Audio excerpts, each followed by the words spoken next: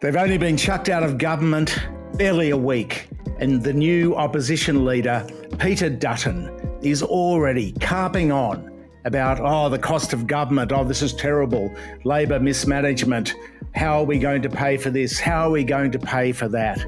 The decisions that Labor make will drive up inflation. A ratings agency which is out there talking about our AAA rating being negatively impacted because of the amount of money that Labor's proposing to spend. That's going to be the lived experience, unfortunately, but that's what Labor do. They always spend more than what they have, which is why they tax more, and that has a dampening impact on the economy as well.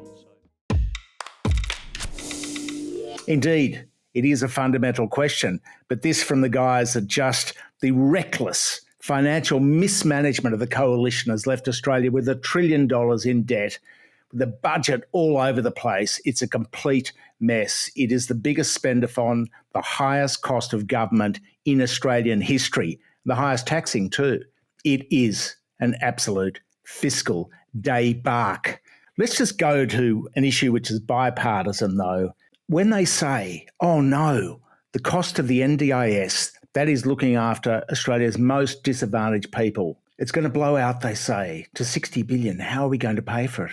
How are we going to pay for aged care? Look at the rising, spiralling cost of aged care. Look at power bills. Indeed, all these things are real things, and they are real costs that future generations will have to shoulder, as well as us right now working every day to pay for this stuff. But there's one fundamental problem that everybody is missing. It's forest for the trees stuff, and that is we have built a nation of middlemen. We've built a nation of middlemen which is raking out billions of dollars in consulting fees and advisory fees in all these critical sectors. Remember when they corporatised and privatised the power sector and they sold it off to the Chinese and Singaporeans and everybody else? The cost of power bills doubled. It had been going up at CPI before that. Suddenly it doubled, and now it's tripled right now. What was the problem there?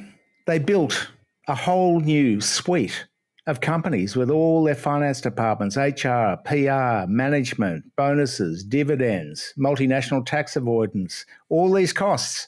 What do they do with NDIS? Instead of providing a public service for disabled people, they said, no, let's privatise it. And they've created billions of dollars in fees. Look at Job Active, the government function of providing unemployment services, which both sides of the House regard now as a failure. And who are the winners from this? The likes of American multinationals charging for looking after or not looking after Australia's jobless. Hundreds of millions of dollars going to middlemen, some of them multinationals. The wreck that the privatisation of aged care, they've had a royal commission into it. It's a disaster. A lot of elderly Australian people died during COVID as a result of the failure in privatised aged care, not public aged care. They don't even have nurse-patient ratios. This is a disaster. It's been found by a royal commission to be a disaster. And what did they do? It's the result of privatisation. It's the result of middlemen raking out profits, putting profits before people. Look at toll roads. We've sold them all to one big, gigantic, multinational toll road operator called Transurban. It's an Australian company, pays no tax. It's a trust structure. During the pandemic, they put their hand out despite raking out billions in profits over the years and paying extremely high bonuses to their executives. What did they do during the pandemic? They put their little greedy hands out for help from the public, from ordinary taxpayers who are slugged twice paying their taxes and paying tolls to Transurban, the tax dodger. Another one, home care. That's the provision of food and services to elderly Australians in their homes. We've done some work on this one. In some cases, 50% of it doesn't make it to the elderly person. It may go straight into the pockets of the middlemen, of the home care providers, the corporations. This is the problem. The cost of government is at record highs.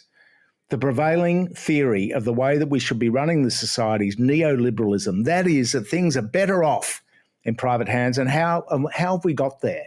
We've got there because bankers And lawyers that are on this privatisation gravy train have made huge money out of it and continue to make huge money out of it. So the next one on the table, of course, may be Australia Post. We know that Scott Morrison's government commissioned a report by Boston Consulting Group, another bunch of high-charging middlemen from America. The Boston Consulting Group report recommended flogging Australia Post, selling it off, floating it or privatising it for $7.2 billion. Imagine the post office in every town going to some multinational tax avoider. Would it be more efficient? No, it would not be more efficient, even though it is so inefficient right at the moment. So these are services, these are essential government services which we pay for from our taxes. This is public money. And what's happened over generations? It's just become accepted. We've just allowed it to engulf us without questioning it. What has happened is there has been a gargantuan socialising of the losses and privatising of the profits. And it hasn't worked. It hasn't made the services better. In fact, you could say that in many cases, like aged care, it's made the services worse. Without your support in the community, we would not be able to provide this service. To keep the heat on government, we've had 9 years of reckless, incompetent coalition government, and we wish Albo the best, and we hope that the new mob is better than the old. And we expect that it will be, but we're going to keep the heat on them too, and large institutions on your behalf. Thank you for your support.